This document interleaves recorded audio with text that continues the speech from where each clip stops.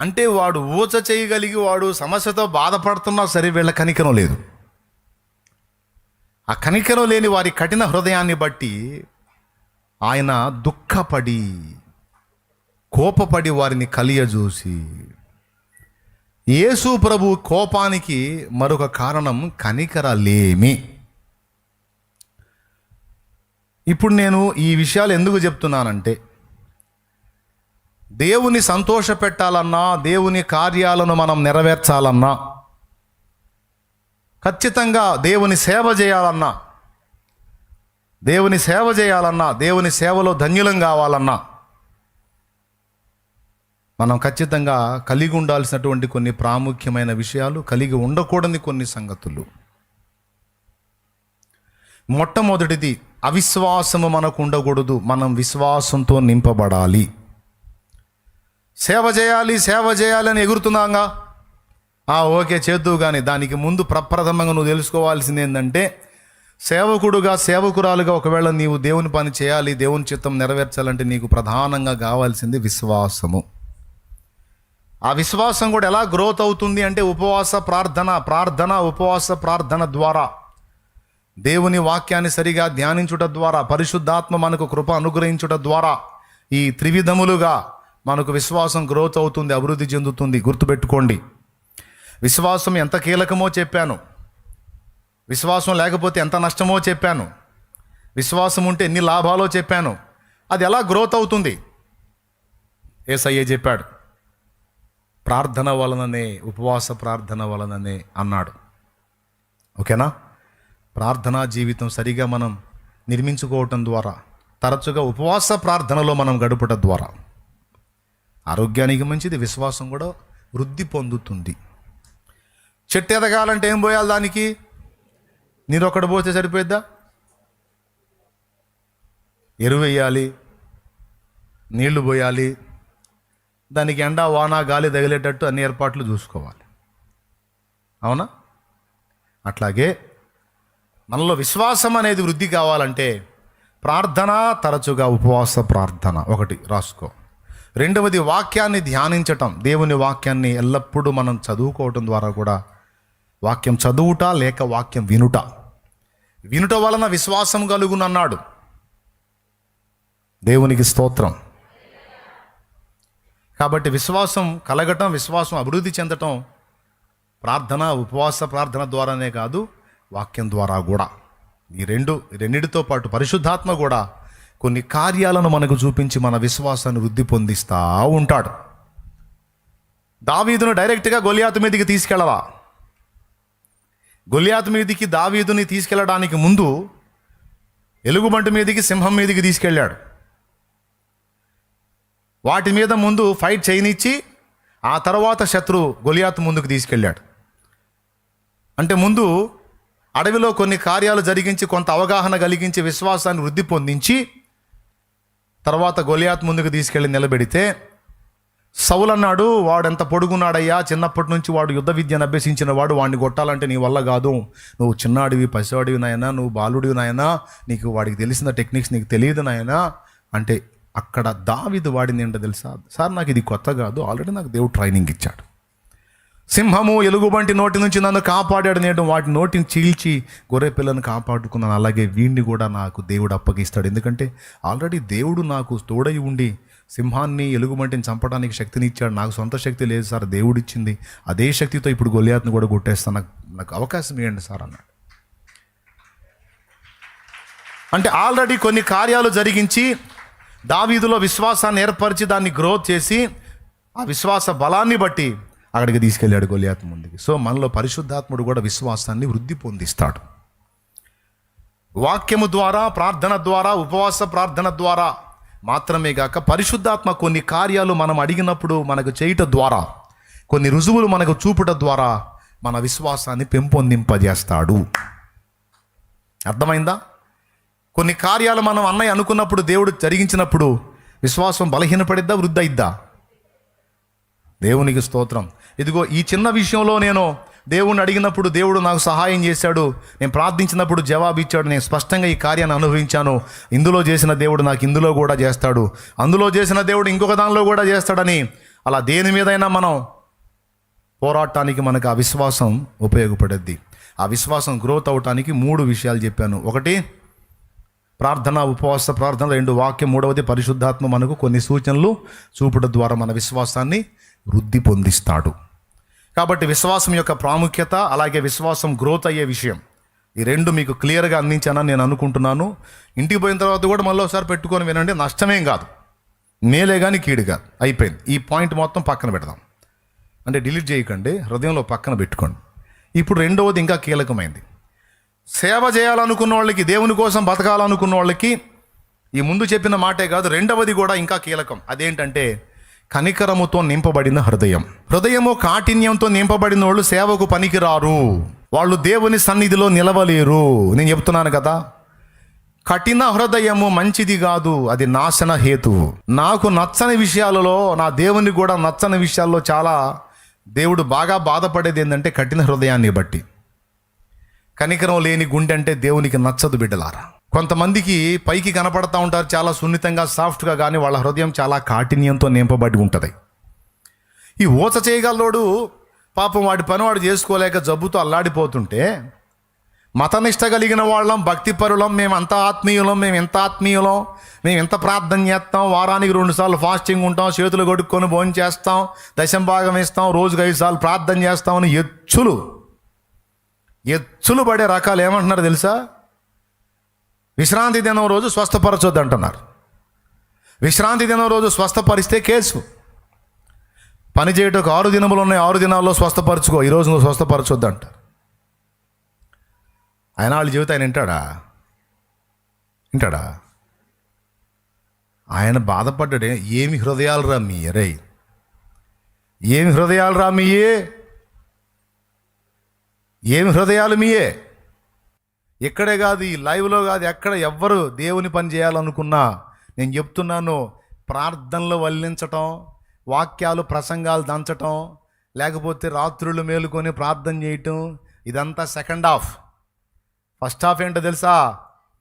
కనికరం నిండి ఉండాలి గుండెల్లో.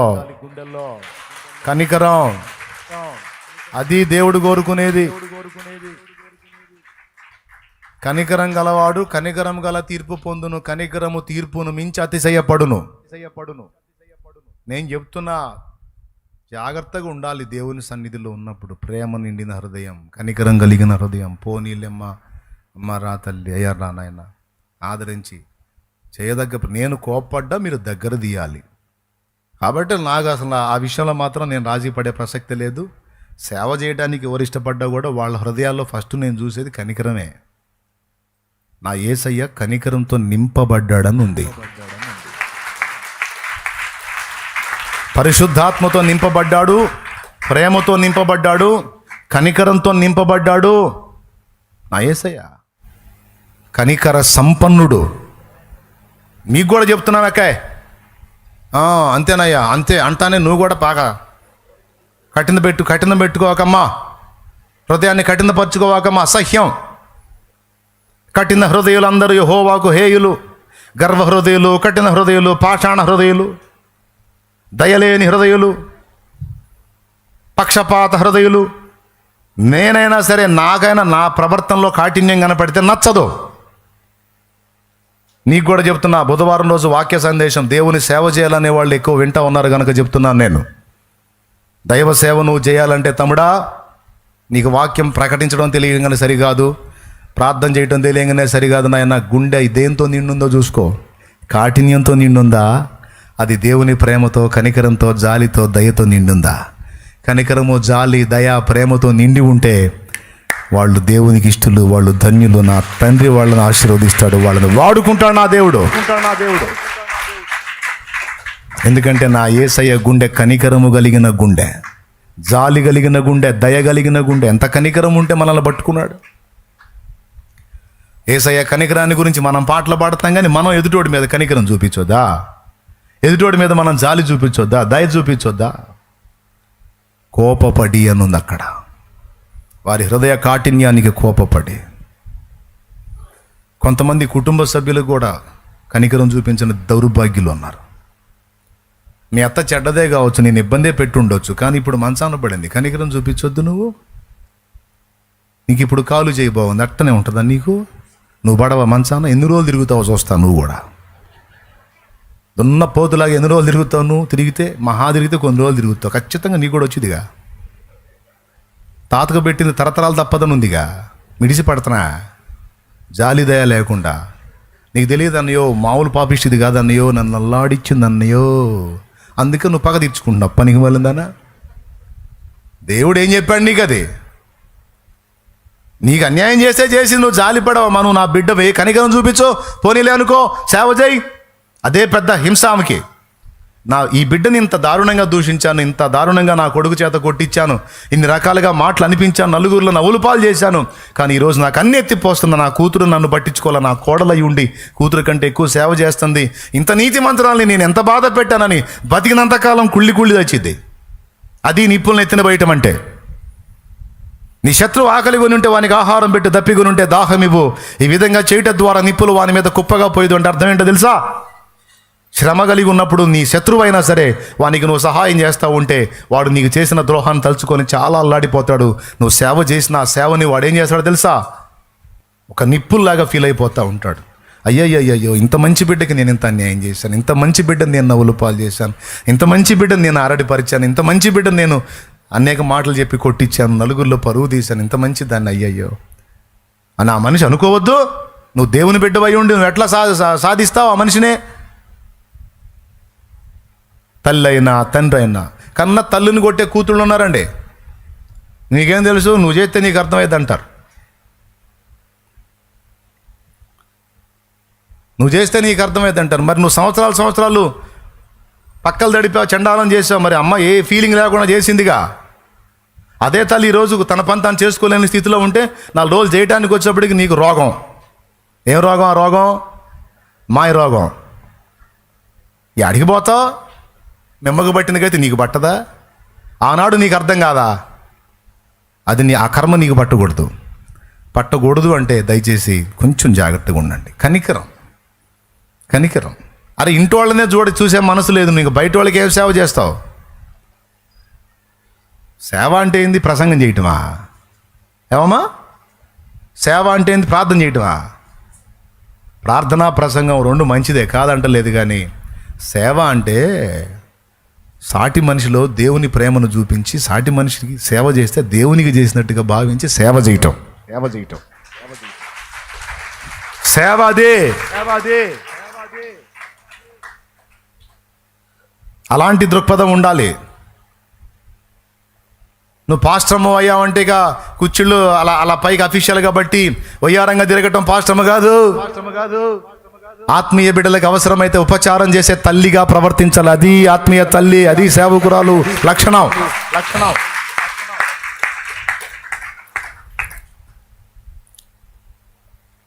అవసరమైతే ఆత్మీయ బిడ్డలకి ఎంత తగ్గించుకొనైనా సరే సేవ చేసే సేవకత్వం అమ్మ లక్షణం.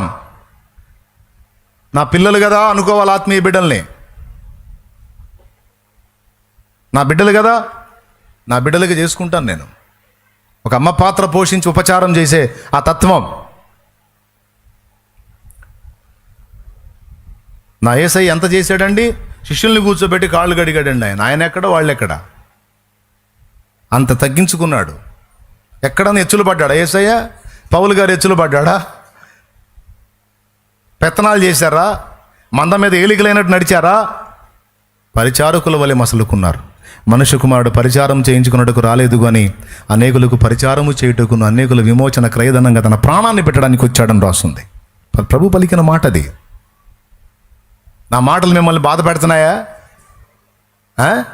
బాధ పెడితే సర్దుకోండి, ఇబ్బంది ఏం లేదు. కానీ నిజంగా హృదయంలో పరివర్తన కలిగించే విధంగా ఉన్నాయా? అట్లయితే నిజంగా మారండి. ఏం చేశాడు అక్కడ? చదువు నాయనా. మార్కు సువార్త 3వ అధ్యాయము 5వ వచనం. ఆయన వారి హృదయ కాఠిన్యమునకు దుఃఖపడి కోపముతో వారిని కలయ చూచి నీ చెయ్యి చాపుమని ఆ మనుషునితో చెప్పాను. ఆయన వారి హృదయ కాఠిన్యమునకు దుఃఖపడ్డాడంట. ఏమి హృదయాలరా మీ? అరే ఆ గుండెలా బండలరా? జాలేదురా మీ గుండెల్లో? మీరందరూ ఏం చేయాలరా? అవసరమైతే అట్లాంటి నా దగ్గరికి తీసుకొచ్చి, ప్రభా పాపం వీడు తినలేకపోతున్నాడయ్యా, వీడన్నీ ఒక చేత్తోనే చేసుకుంటున్నాడయ్యా, ఈ చెయ్యి ఎండిపోయిందయ్యా, స్వస్థపరచయ్యా, నీకు తీసుకురావాలి కదరా నా దగ్గరికి, నేను బాగు చేస్తానంటే అడ్డుపడుతున్నారు మీ గుండెలు అంటరా? అరే విశ్రాంతి దినం రోజు మీ ఎద్దు గుంటలో పడితే తీసుకోరంటరా? మీ గాడిద గుంటలో పడితే తీసుకోరంటరా? మీ ఎద్దుకి గాడిదకి విశ్రాంతి దినాలు అడ్డు రావు. పాపం ఈ దీనుడికి ఇంత సాయం చేయడానికి విశ్రాంతి దిన ఆచారం అడ్డొచ్చిందంటారా? దౌర్భాగ్యులారా, దౌర్భాగ్యులారా. అవి గుండెలా బండలరా? ఎవడ్రా మిమ్మల్ని భక్తులంది? ఎవడ్రా మిమ్మల్ని దేవుని సంబంధులంది? ఎక్కడ్రా మీ దగ్గర దేవుని హృదయం ఉంది? ఏదిరా మీ దగ్గర? జాలేదిరా, దయేదిరా, కనికరం ఏదిరా, మంచితనం ఏదిరా, ప్రేమ ఏదిరా? ఎవడ్రా మిమ్మల్ని భక్తులంది? భక్తులు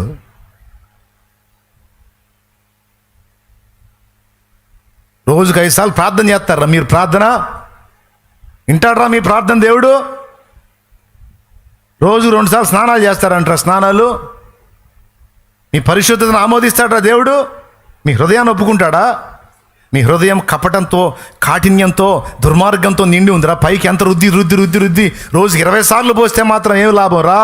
లోపల గుండెలా మురికి బాగోలేదురా బాబో. ఆ మీ మురికి గుండె చూసే దేవునికి ఉమ్మేయాలనిపిస్తుంది, అసఖ్యం పడుతుంది.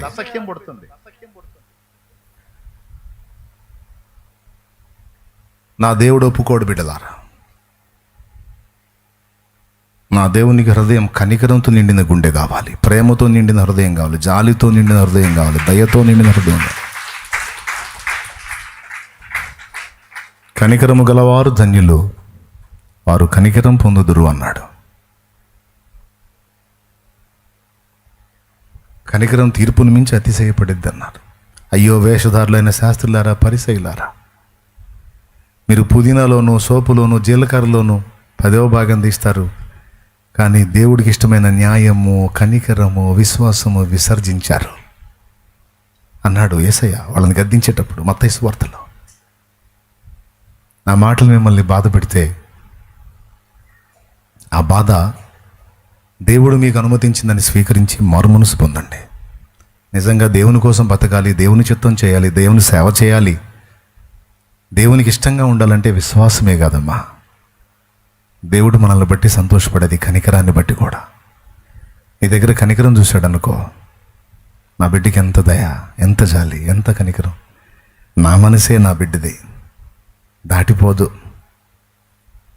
క్షమించిద్ది, క్షమిస్తాడు, కరిగిపోతాడు. అన్నా ఇట్లా అన్నా అంటే అవునా అని వెంటనే బెండైపోతాడు. కనికరం, జాలి, ప్రేమ. నా మనసే చకా చకా చకా చకా దాటుకొని నడుచుకుంటూ వెళ్ళిపోతుంటే తోపక్కన గుడ్డివాడు, దావీదు కుమారుడా నన్ను దాటిపోకంటే పోయాడా? ఆగిపోయాడు. ఆగిపోయాడండి. కఠినంగా దాటిపోలేదు నా యేసయ్య. అడిగారయ్యా, ఎవరు ఈ జనం ఏంది గుంపులు గుంపులు పోతున్నారు ఏందని అడిగాడు. కళ్ళు కనపడవుగా. ఒకడు చెప్పాడు, నజరేయుడగు యేసు నీ ముందుగానే పోయాడురా బాబు. నజరేయుడగు యేసు, దావీదు కుమారుడైన యేసు వెళ్ళాడా? ఆయన వస్తాడని ఎదురు చూస్తున్నానయ్యా. అయ్యా ఎంత దూరం వెళ్ళాడు? నా కేక్ అందుతాడా? అందడ్రా బాబు, దూరం వెళ్ళి ఇంతసేపు ఏం చేస్తున్నా మరి? కాదయ్యా కాదయ్యా, ఆయన లేకపోతే ఇంకా నాకు లైఫ్ లేదయ్యా, ఆయన కోసమే నేను బతుకుతున్నాను. వేసాడు ఎర్రి కేక. కొంతమంది అంటారు దగ్గరికి వచ్చి, దరిద్రులు, కఠిన హృదయాలు, ఆడేదోటి కేకలేసి మొత్తుకుంటున్నాడు, దావీదు కుమారుడా నన్ను కరుణించని. వీళ్ళు వచ్చాడు, రాయ్ నోరుమై, ఏంటి గోలా, నీ కేకలకు అందళ్లే, నీ అరుపులకు అందళ్లే, ఆపేయి, చెవులు వినలేకపోతున్నావు, ఏది నీ గోలా, ఏది నీ గోలా అన్నారు వీళ్ళు. ఈ దరిద్రులు చేయాల్సింది ఏందండి? ఈ దరిద్రులు ఆడు కాదు కేక వేయాల్సింది, వీళ్ళు వేయాలి కేక. పరిగెత్తుకుంటూ వెళ్ళి, ఏసయ్యా ఏసయ్యా, ఇదిగో గుడ్డోడయ్యా, ఇదిగో బలహీనుడయ్యా, అయ్యా కొద్దిగా ఆగయ్యా, అయ్యా అయ్యా మేము తెస్తాం ఆగయ్యా అని ఆ పోయేవాడిని ఆపి నేను తీసుకొని వెళ్ళాలా. కానీ పాప ఆయన పోతుంటే కేకలు వేస్తుంటే కేకలను ఆపుతున్నారు. వీళ్ళేం చేయాలి? వీళ్ళని మళ్ళీ భక్తులు, ఈ భక్తులు మళ్ళీ వీళ్ళు సామాన్యులు కాదు, వీళ్ళు పెద్ద పెద్ద భక్తులు. కేకలను ఆపడానికి ప్రయత్నం చేస్తే వాడేం చేశాడు తెలుసా? ఇంకా పెద్ద కేకేశాడు. వీళ్ళు ఆపే కొద్ది ఎక్కువ చేశాడు. ఆగాడు అక్కడ. వీళ్ళు ఇతను ఆపడానికి ట్రై చేస్తే వీని కేక యేసును ఆపింది అక్కడ. వెళ్ళలేకపోయాడు, ఆగిపోయాడు. అతన్ని నా ఎదుగు తీసుకొని రండి అన్నాడు. వస్తే కళ్ళు బాగు చేసి పంపించాడు. నా యేసయ్య మనసు అది. కష్టమైనా నష్టమైనా, కాస్త ఇబ్బంది అయినా, కాస్త చాకిరైనా దేవుడు మెచ్చే పనులు చేసే బుద్ధి మనకు ఉండాలి. అందులో కనికరం ఒకటి.